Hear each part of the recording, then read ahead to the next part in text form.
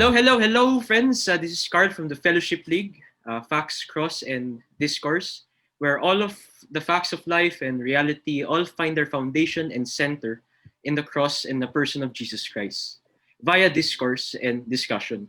You can follow us in our Facebook page, in the Fellowship League. You can like it and follow it. And you can also subscribe to our channel, the Fellowship League, same name, and click the bell button to subscribe for more videos. And stay tuned for this episode because we're back for another special Q&A session. And the episode will be on confronting Christianity in the 21st century. And without further ado, I want to introduce our wonderful guest today. Her name is Dr. Rebecca McLaughlin. She grew up in the UK and she holds a Ph.D. in English literature from Cambridge University and a theology degree from Oak Hill College in London. She's also co-founder of Vocable Communications, which is a speech-focused, data-driven communications firm dedicated to helping leaders deliver messages that change minds. She's also the author of the famous book, Confronting Christianity, 12 Hard Questions for the World's Largest Religion, which we'll be discussing today. And she just finished 2 books, which will be released in March and April. The first book is 10 Questions Every Teen Should Ask and Answer about Christianity, which is a junior version of Confronting Christianity, which will be released in March. And the second book, which is The Secular Creed, Engaging 5 Contemporary Claims, which will be released in April. And by the way, the Confronting Christianity book, you can buy it in Amazon and in Crossway. All right, so it's good to have you here, Dr. Rebecca. Thank you. It's great to virtually be here. Yeah, so let's get right to the question. So for our netizens who are watching right now and who don't know the book, Confronting Christianity, which we highly recommend to them, because I'm sure right now the viewers right now should be asking the question, what are they really living for? What are they really dying for? So the first question here is, what prompted you to write the book? What had been your objective and determination of producing such great work? I mean, was this out of a conviction, and how did you compose this kind of writing? Yeah, two main reasons. First is that I grew up in the UK, and in a world compared to where I am in America now, where people see Christianity as less believable, to be honest. And so I went to quite academic high school and then to a university where most of my friends were not followers of Jesus, and honestly would have really good reasons for not following Jesus. Lots of ways in which they would think that Christianity wasn't believable and also wasn't even desirable to believe, ways in which morally they didn't think that Christianity was right. And so I spent a long time just talking with friends as someone who myself was following Jesus and wanted others to hear about him. I had a lot of conversations with friends. And I think sometimes people who've grown up maybe in more Christian environments where they haven't known many people who are very clever, very kind, thoughtful people who are not following Jesus. And so it can be easy to think, well, anyone who doesn't follow Jesus or somebody maybe who even identifies as an atheist is probably a really bad or stupid person. And I have many friends who would say that they don't believe in God and who are really thoughtful, intelligent people. And so I wanted to write a book that would help people like them to think about Christianity and why I actually think it is the most believable way of looking at the world. And the other thing was I had a real privilege for 9 years after I moved from the UK to America of working with Christian professors at top secular universities, both across America, but also in other parts of the world. And after 9 years of talking with these people who were experts in everything from physics to philosophy to psychology to history, I realized that there were a lot of things that they knew and that now I knew because I'd talked to them, that most Christians in the world didn't know and didn't have access to the way that they were thinking. And even that many students, for example, would go to university and maybe take a course in psychology of religion or in history or in philosophy, and they might take it from a professor who thinks that this field has disproved or discredited Christianity. And I knew that actually some of the world leaders in that exact same field are serious followers of Jesus. So I wrote the book to try and kind of bridge that gap, or the sort of informational gap between what some of the top Christian thinkers in the world know and what the rest of us have access to. Yeah, actually, I finished reading your book around last year, and I was fascinated by your literary writing and how you balance literature with intellectual facts and also storytelling. And it really shows that, Christians tend to be so emotional and intellectual in one side, not balancing both ways, because I'm currently taking up history in our university, and they're reading things that I still yet to know. And I agree with you. We should be listeners and we should know how to engage in the culture. Even though we disagree on many things, we should be willing to. And I'm really grateful for the book. Actually, it motivated me even more to dig deeper into the Christian faith. And that's what you said, that Christianity is such a unique belief system that we ought to even put colors into it. Now, moving to the just one chapter in your book, Rebecca, that fascinates me, because you cited Antonia Bloomberg, who wrote an article in HuffPost, who said that China will be the Christian majority country. And looking at right now in the particularly now in this year, we're still struggling with the pandemic, and lot of Christians are also leaving the faith. So, looking at the economic and political woes and struggles right now, how can we find the echoes of such prediction in this current situation with the church today? Yeah, great question. Just to give a little bit of historical context, if we time zapped ourselves back about 40 years, pretty much every sociologist of religion, every person who was sort of studying religion across the world, agreed that as the world became more modern, and as different parts of the globe modernized, as people became more educated, more scientific across the world, that religious belief would naturally decline. And the reason they thought this is because in Western Europe, where I come from, modernization did bring secularization. As people became more modern and more educated, they, on average, became less likely to be actively religious. And so they kind of assumed, what Western Europe does, the rest of the world follows, right? Turns out that was a very poor way of thinking, and one that we probably should have known was a poor way of thinking. Because in the last 40 years, religious belief globally hasn't declined, despite modernization, despite people becoming more educated, more scientific, it hasn't declined. And in fact, as we look forward to the next 40 years, sociologists now predict an increasingly religious world. So at the moment, Christianity is the largest belief system in the world, with about 31% of the world identifying as Christian. And that proportion is set to increase a little bit to about 32% by 2060.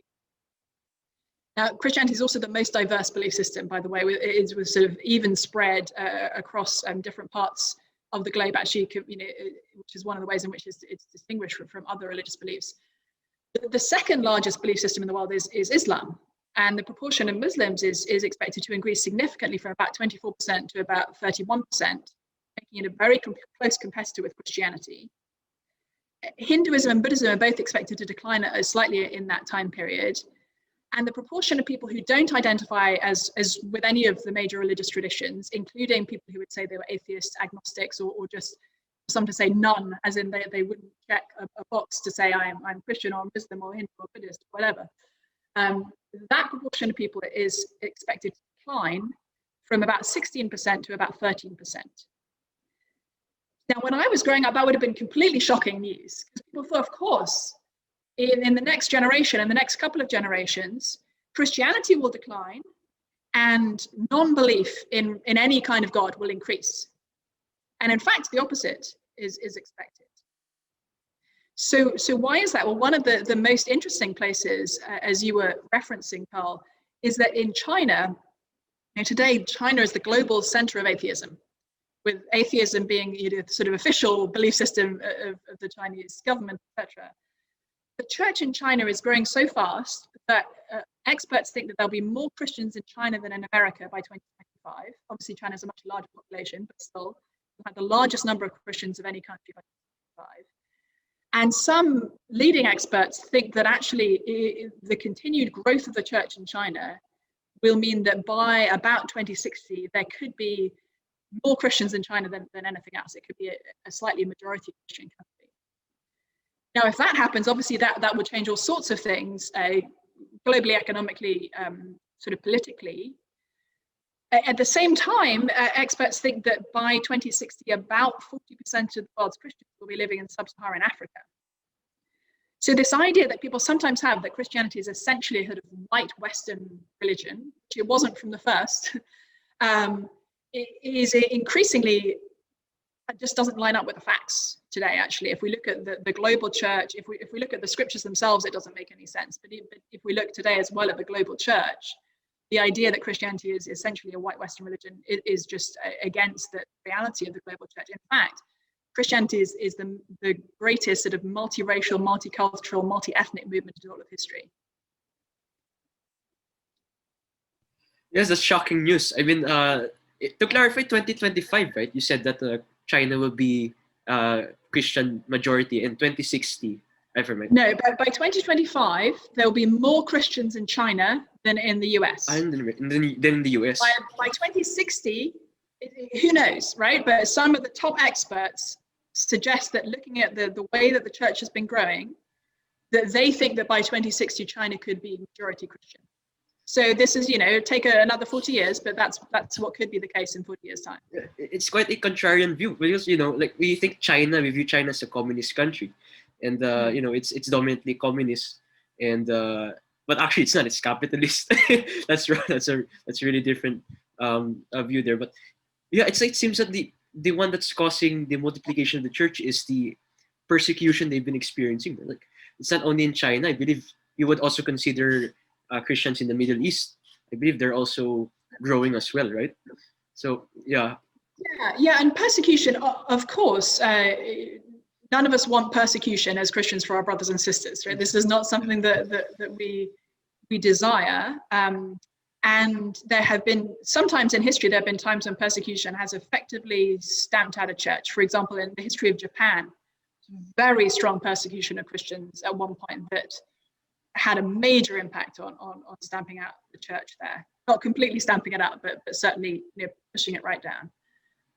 Having said that, I think sometimes, my fellow Christians in America are desperately afraid of persecution, as if the worst thing that could possibly happen to Christians is that they could have government opposition.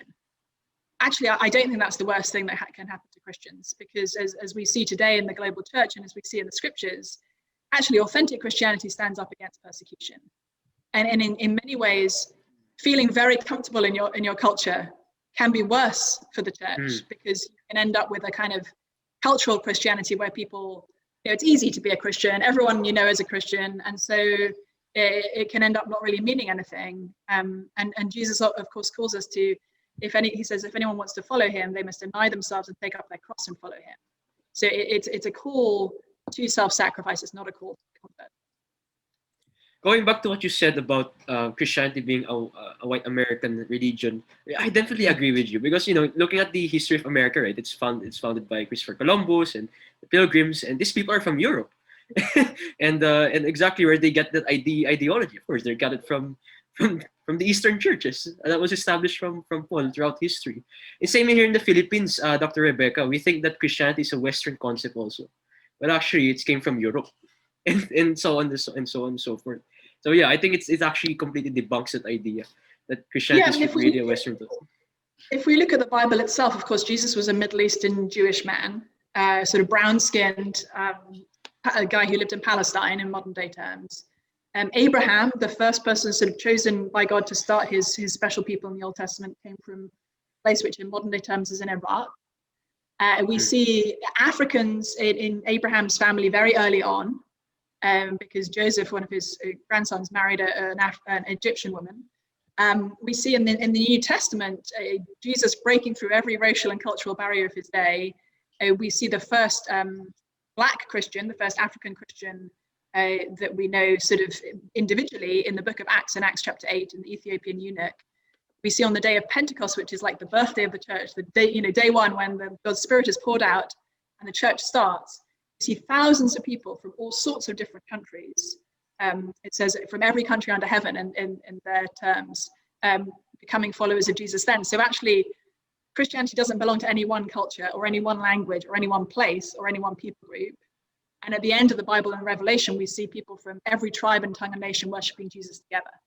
So that's what we're starting to see actually in the global church today. Right. As you and I are brother and sister across different time zones and different cultures and different racial and cultural backgrounds. But that's something that the Bible always told us that Christianity was going to do. Yes, I completely agree with that, Dr. Rebecca. I mean, it's really fascinating that it really doesn't come from any culture. It always goes back and comes from Christ, the person of Christianity. And to add to that also, I believe he also broke the cultural barrier when he had a conversation with the Samaritan woman. And I think I remember reading that part in your book, and it was really make a lot of sense, and it entered my mind. Yeah, it's culturally speaking, Jesus just broke that barrier, and it united those diversities. And speaking of diversity, you mentioned diversity a while ago. This is the next question, because in the latter part of your book, you discuss on social. In terms of diversity, you emphasize that Christianity is the most diverse movement in all of history. Interesting. But in another chapter, you mentioned that about one faith. For the sake of the listeners, how can there be diversity in Christianity and still have one faith? How can you reconcile contradictions? Is this a contradiction? So I want to hear your thoughts on that. Yeah, I think one of the most important things for us to understand today is that this word diversity is it's a word that we use a lot, but we use it to refer to very different kinds of things. So for example, you and I'm female and you're male. So that's diversity, there's a difference there. We speak different languages as our mother tongue. We live in different places. We have different racial backgrounds. We probably cook different foods. There are all sorts of ways in which there is sort of diversity between the two of us. And there are ways in which different people can think differently as well.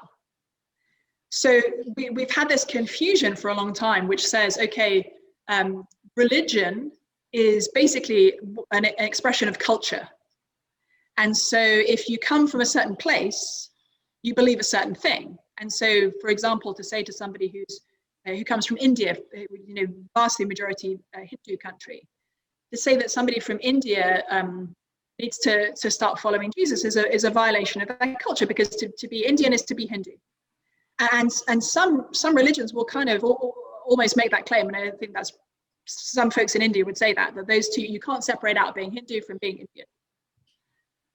The thing with Christianity is that actually Jesus claims that he is the Lord of the entire world. Right? The Bible tells us there is one God who made the universe in the first place, made all humans, whether they are black or white, whether they are Asian or African, whether they are European, wherever they come from, right? Sort of racially, that all of these people have been made by God in his image and in his likeness, the book of Genesis tells us.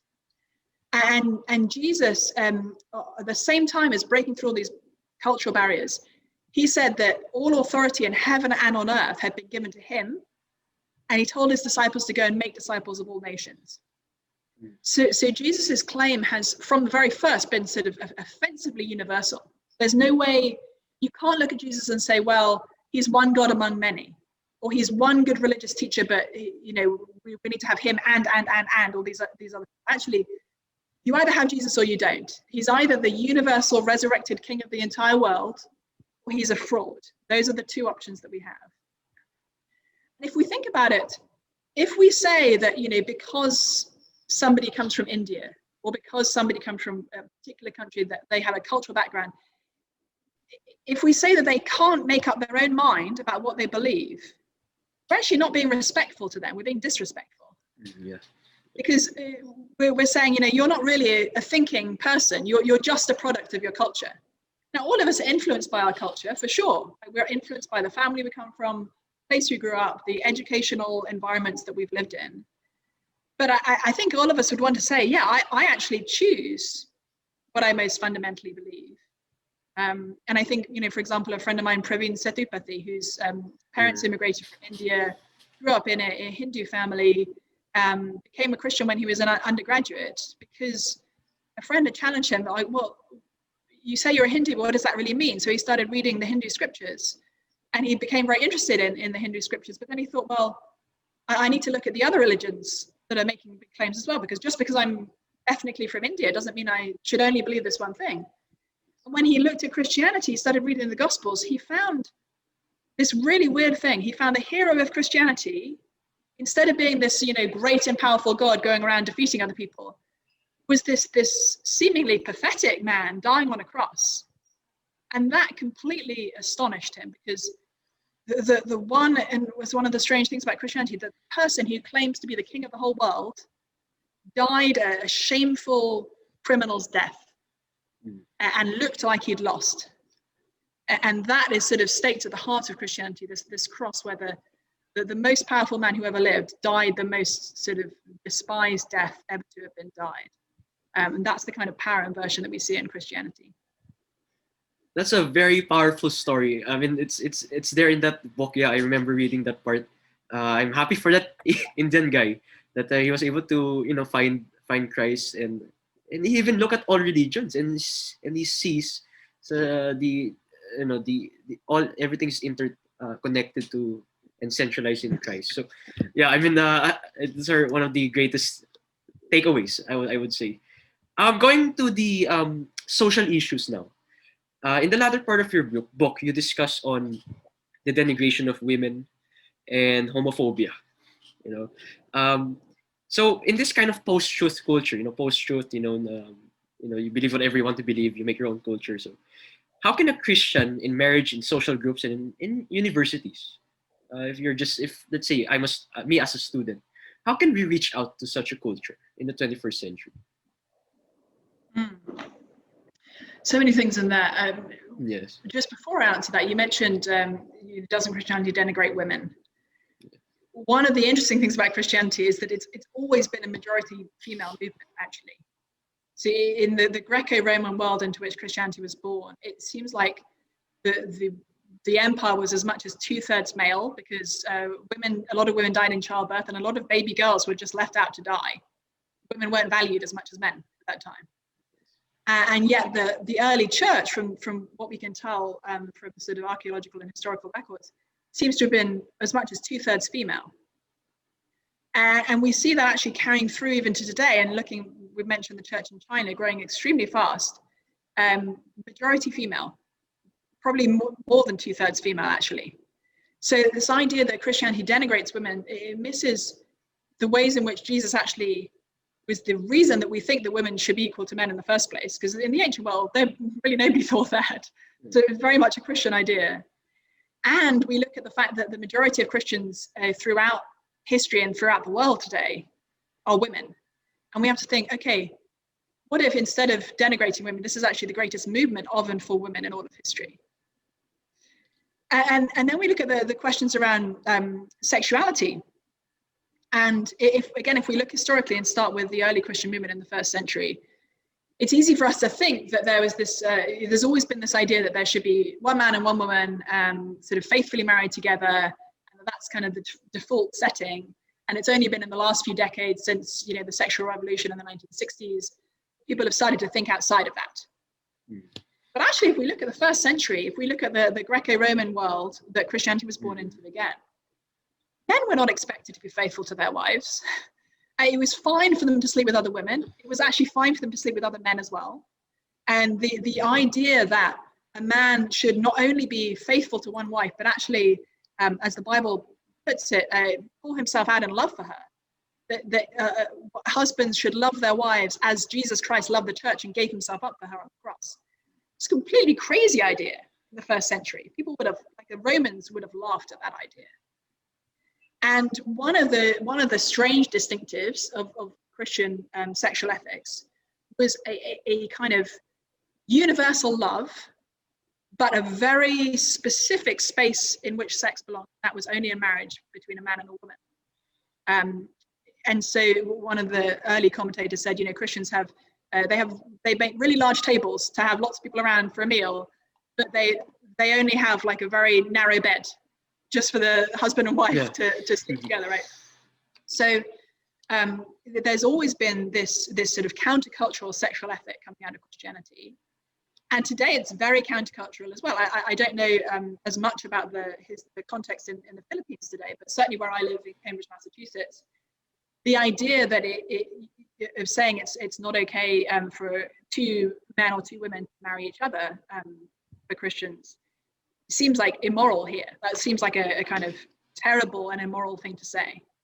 But actually, from a Christian perspective, the reason for that is because marriage has always been designed and intended by God from the very first to be a picture of his love for us, and that's a love across difference. So the Old Testament pictures it as God as a faithful husband, Israel is often an unfaithful wife.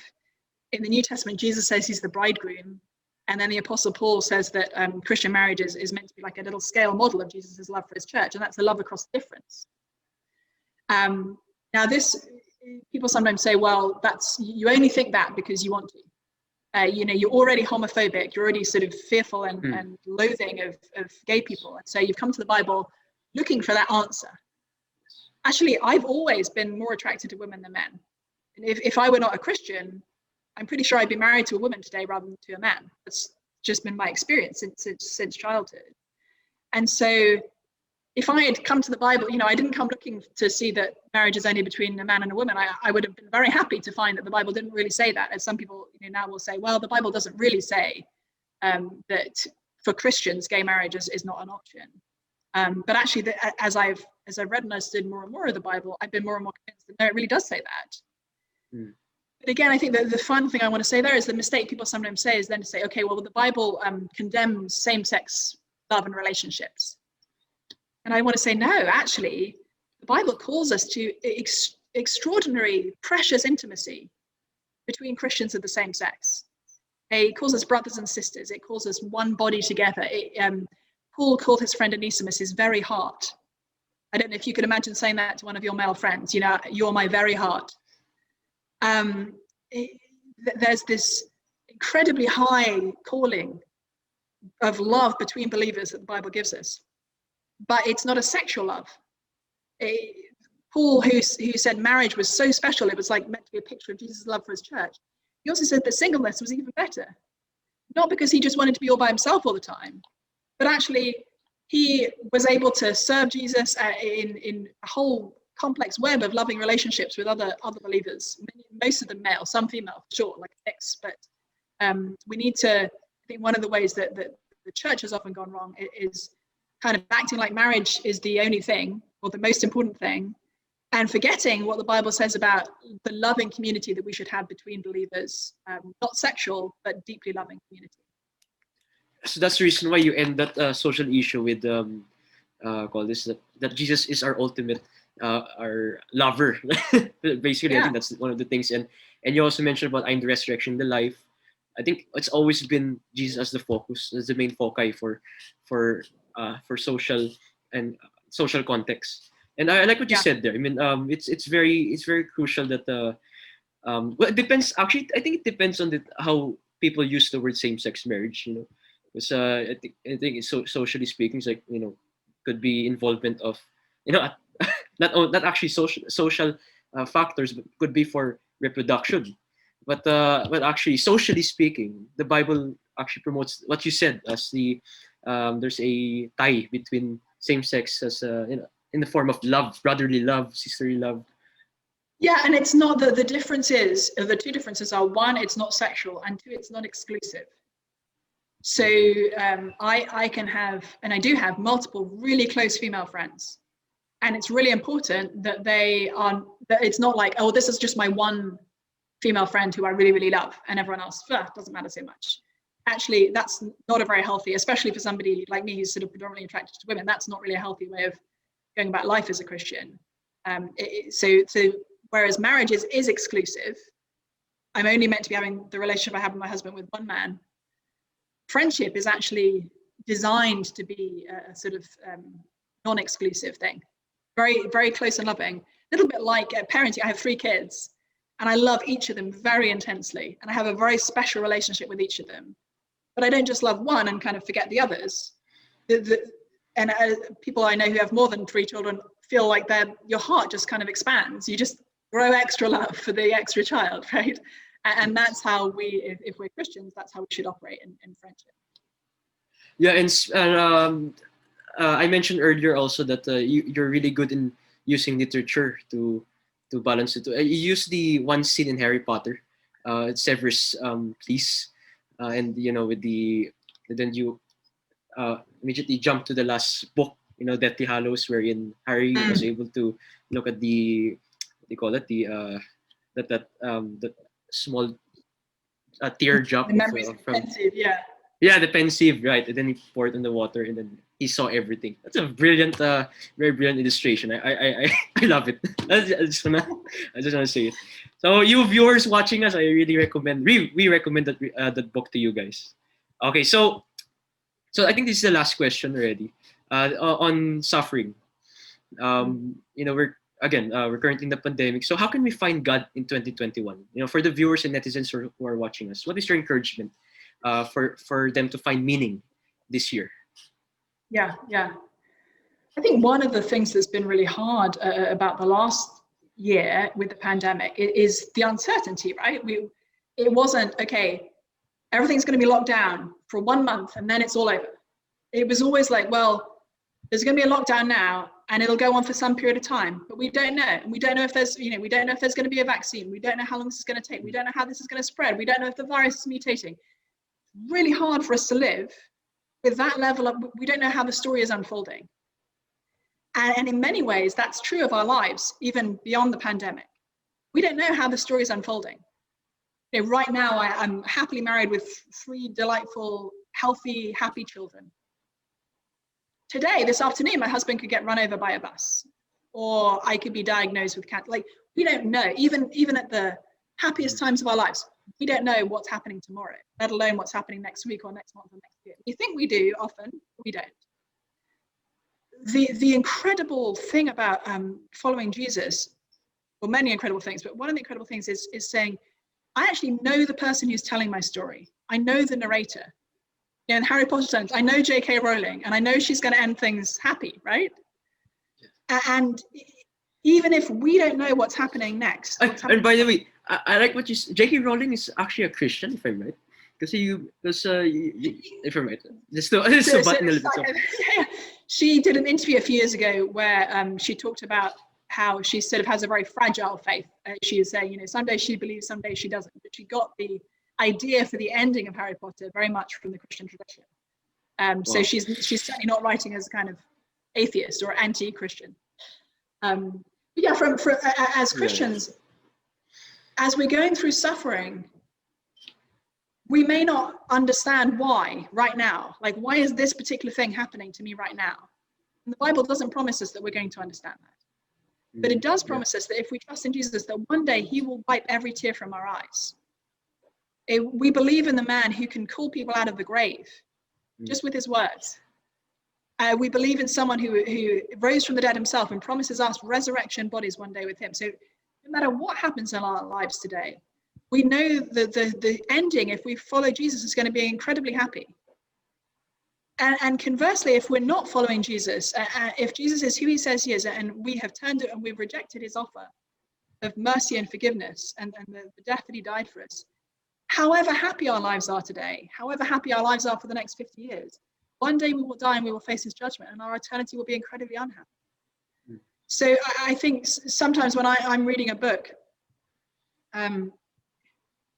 really hard and painful things will happen to the character. Depending on the kind of book, I'll either know, well, this is the sort of book that's going to end happy, or this is the sort of book that's not. And if it's the kind of book that I know is going to end happy, I can have a hope for that character they can't have for themselves, because they don't know they're in the story. They don't know who's writing it. And similarly, as a Christian, I know that the person writing my story loves me enough to die for me, and loves you enough to die for you, and so has incredibly good intentions for your ending. From an atheist perspective, there is no story. There's no meaning to your suffering or mine. There's no actual meaning to you or me. We're just a random collection of atoms and molecules, here today, gone tomorrow. So, whereas for Christians, we know that the one who will end our story, and we know Jesus has been through every form of suffering that we could experience, and kind of meets us closely in that. If there is no God, our suffering has no meaning and it doesn't matter, and there's nobody to be with us in it. Wow, that's a very touching ending. I mean, Jesus Christ had gone through all the suffering, and that actually bridged the gap between our suffering from his. That nothing compares his suffering to his suffering, and it's actually marvelous that he brought meaning to suffering through his death on the cross and him conquering the grave. Oh man, Dr. Rebecca, it's been a wonderful Q&A session. I want to hear your final thoughts, and how can the viewers keep in touch with you? Yeah, well, it's been lovely to be with you as well. If people are on Twitter or Instagram, I'm on both of those platforms at Rebecca McLaughlin, I think. As you mentioned, I have a couple of books coming out in the next few months, The Secular Creed and 10 Questions Every Teen Should Ask. So if you have kids, or if you want to think more about some of the particular claims in the Secular Creed, I'm looking at the 5 claims: Black Lives Matter, Love is Love, Women's Right to Human Rights, the Gay Rights Movement is the new Civil Rights Movement, and Transgender Women for Women. So if you're interested in any of those kinds of ideas, that would be a hopefully useful book for you. Awesome. I'm looking forward to those books. Hopefully in Logos or in Faith Life, it will be a free book of the month. I'm waiting for that. Yes. So thank you very much, Dr. Rebecca. Thank you very much, dear viewers, for keeping in touch with us. I hope Thanks, that this... Take care, everyone. Yes, I hope that I hope this Q&A is helpful for you guys. So please like and share our Facebook page, the Fellowship League, and also subscribe to our channel. God bless, and we'll see you next time.